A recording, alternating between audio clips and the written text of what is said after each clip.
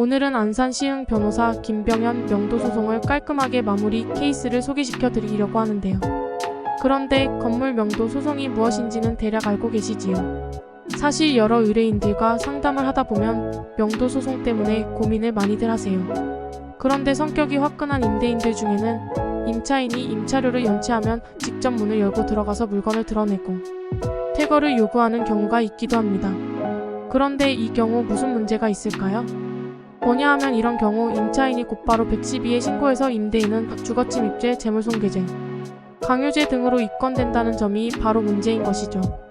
즉 아무리 집주인이나 임대인이라고 하더라도 법적 근거와 절차에 의하지 않고 일방적으로 실력 행사를 하는 경우는 자신의 권리를 실행하는 것으로 인정될 수 없는 그냥 범죄 행위가 되기 때문에 그 자체로 민사 형사 책임이 문제될 수 있는 것이죠.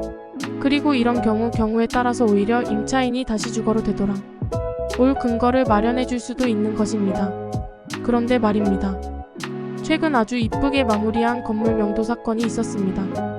안산에서 일어난 사건인데요. 일단 임차료 많이 밀리셨고요. 소통이 안 되고 오히려 돈 없는 자신의 피해자라면서 임대인이 괴롭힌다고 큰소리치는 임차인이셨는데요. 초두 상담을 끝낸 대한변호사협회 등록 민사법 전문 변호사 김병현은 합리적인 수임료의 민사사건으로 수임계약을 체결하고 일단 점유의 정금지 가처분을 했습니다. 물론 신속한 집행이 뒤따랐고요.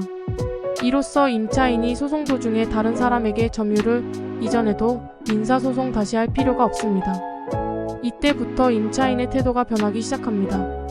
그리고 함께 시작한 건물 명도 소장이 송달됩니다. 물론 그동안 밀린 임차료에 대한 청구 취지가 함께 들어가 있습니다. 이와 함께 임차인의 멘탈이 무너졌습니다. 임대인에게 스스로 전화해서 집을 나가겠다고 약속을 하네요. 하지만 실제로 나가야 나가는 것이죠. 그리고 임차보증금과 연체된 임차료와 가구 등의 손실 부분에 대한 공제 정산이 남아있지요. 그리고 변호사 비용에 대한 합의도 같이 하셨다네요.